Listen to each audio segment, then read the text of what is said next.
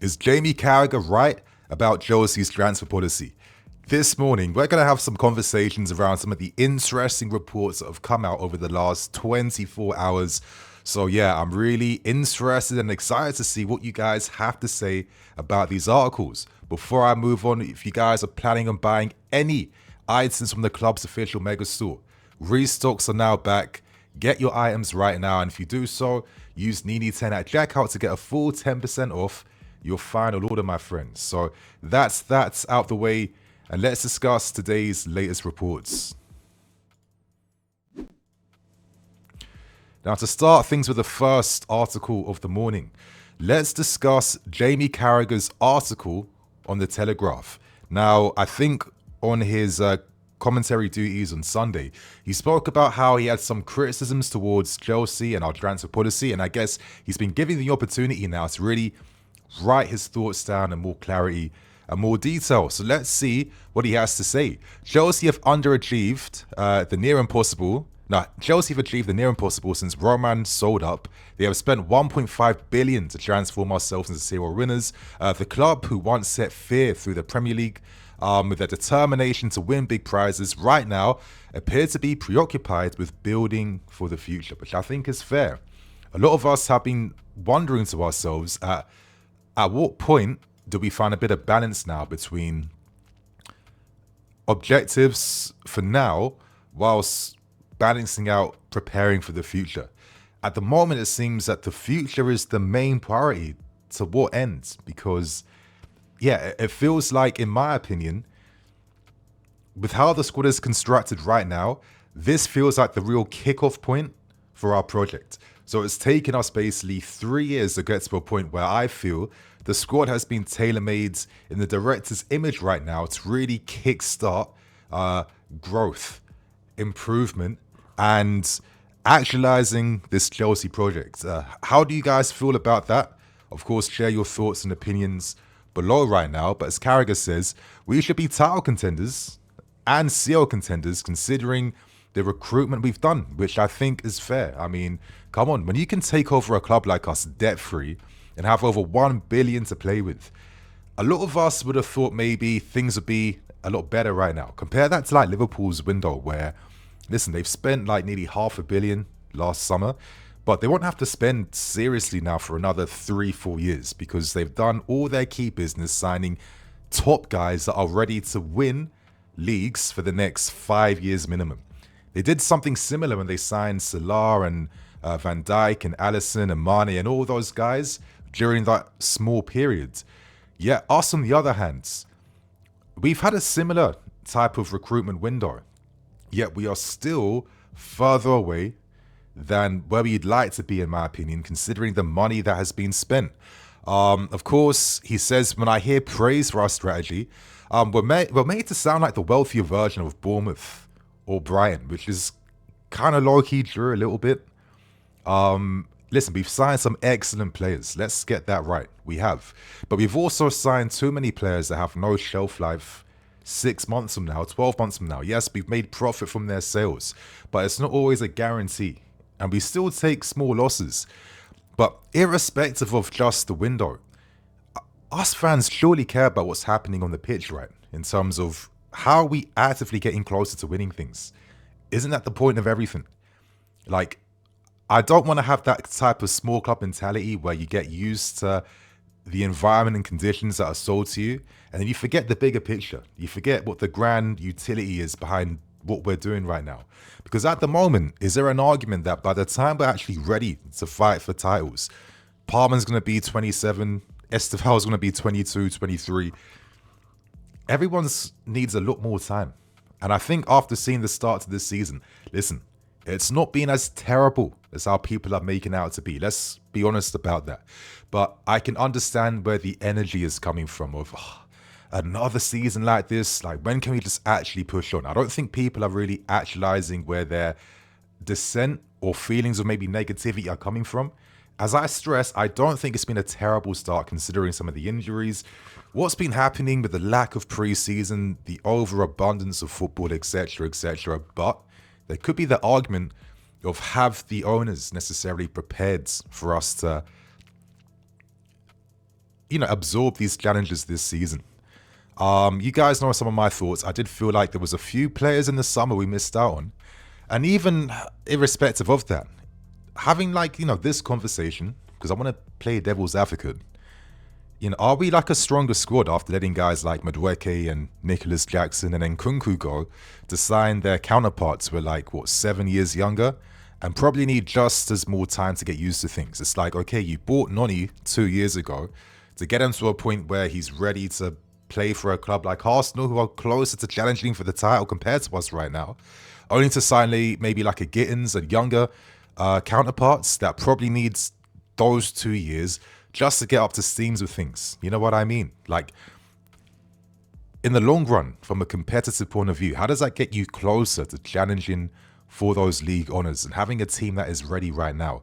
And the main fear is, with all the recruitment we've done, we've put ourselves in a position right now where, now that we have Champions League football, we need to kind of sell all the time to free up spaces in our squad list to register new signings. It's not that healthy, considering we couldn't sign Simmons and we couldn't get Kudus and key players that Maresca wanted.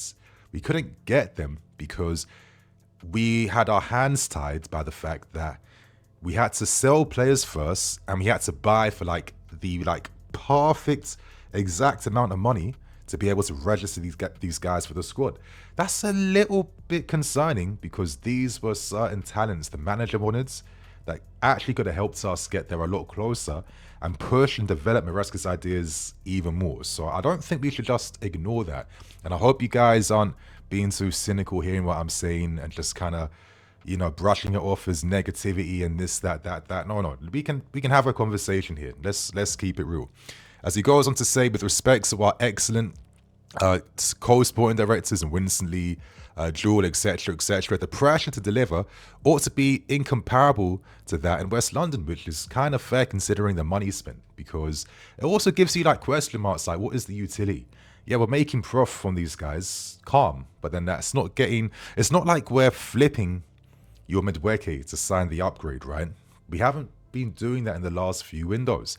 And if you look at the pattern of the last few windows, 2 summers ago and last summer, it felt like the grand plan kind of unraveled when certain things didn't work in our favor. And then we ended up signing, peculiar players that we had no business signing in the long run. And there was no grand utility to them because Maresca hasn't really used them. And you're seeing these maybe tiny, small sliver of signs that maybe Maresca is doing the same thing, as he isn't as happy with things. As he says, Brian can finish anywhere between 14th and 7th. Calm. As someone accustomed to the ruthlessness of Chelsea between 2004 to 2022, it's baffling how few pundits and supporters believe they will be, or in some case, even should be fighting with Liverpool, Arsenal, City, Madrid, and Paris Saint-Germain.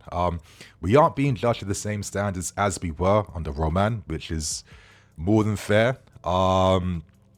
Eventually, we must settle on a squad which needs a couple of tweaks to compete for a title in the Champions League, which I agree upon. And as I'm saying, it feels like the recruitment we did this window is actually the real kickoff point for the project to really take life now, in the sense that it's basically nearly there in terms of having everything correct and all the actual, finishing pieces that the club wants to have in the squad right now.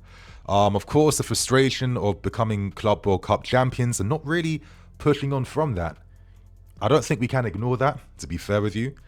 Defeating PSG should have signaled a new era of intent, but our hands have been tied back by the fact that we couldn't spend the money we clearly have because we have, these FFP regulations with UEFA, which is a concern, to be fair with you. Sometimes I think the overspending, constantly buying youth talent, is always really necessary? Could we not maybe have used certain players we already had? We act like your Chukwuemekas and players we sold were like finished goods, which I find completely baffling. A lot of these guys were not finished goods at all. We could have used them still if we were having struggles to invest. And would we have been weaker any weaker keeping like your Chukwuemekas. Or let's say Ansel Mino didn't get the loan move, stay with us. I'm sure he'd be a big help to the squad right now. You know, we had those types of players that we let go of in the summer. Even like Petrovic. People are looking at Jorgensen differently now, thinking, wow, Petrovic, 3 games in a row. He had a little iffy point during pre-season, but this guy looks like he's fit and firing right now. You know? And I think he's bringing up fair points when he brings up these examples of not signing Magnon when we had to pay a little bit more, when the deal was basically wrapped up. I think that's a fair point. And compare that to Man City showing ambition by not only signing Trafford, but then also signing Donnarumma.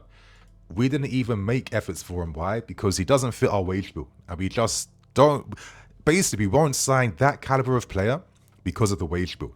Personally, I'm okay with not signing Donnarumma. I think Sanchez is better than what he used to be. It's enough, and I believe in the potential of Penders. I think we're okay in the goalkeeper department, in my opinion. But obviously, the focus on guys like Gittins and Garnacho, you know, we got Kenda coming through next. The imbalance in the squads. There are some fair points that Carragher is making, and I'm not one of those insecure Chelsea fans when, you know, when rival commentators talk about my club, I have to instantly get defensive. Why should I have to instantly do anything? I can engage with things to try and have a conversation on that, and hopefully you guys do the same thing. But I think that's enough in regards to what Carragher is saying and the gist around this conversation. You guys get involved right now. How are you feeling about what Jamie has had to say? Share your thoughts and opinions below, my friends. But right now, let's move on to discussing some of these interesting rumors that kind of came out from nowhere. And yeah, let's tackle them right now. Now, infamous Twitter account in IndyCar news. He came out to say some interesting things. And according to his CFC sources, Palmer is unsatisfied with his tactical role. Certain players, like, find Enzo Maresca arrogant. Chelsea owners are aware of concerns from players, and Iriola has big admirers at Chelsea Football Club. Let's unpack that. Cole Palmer unsatisfied with tactical role, absolute cap. Bro, is he forgetting that Maresca was coaching this guy in the City Academy?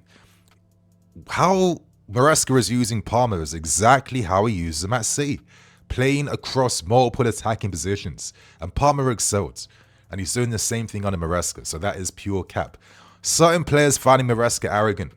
If that's not like Sterling or Disassi or someone, then I don't really know what to tell you. Most of these guys are too young to be having any real opinions on arrogance right now, yeah?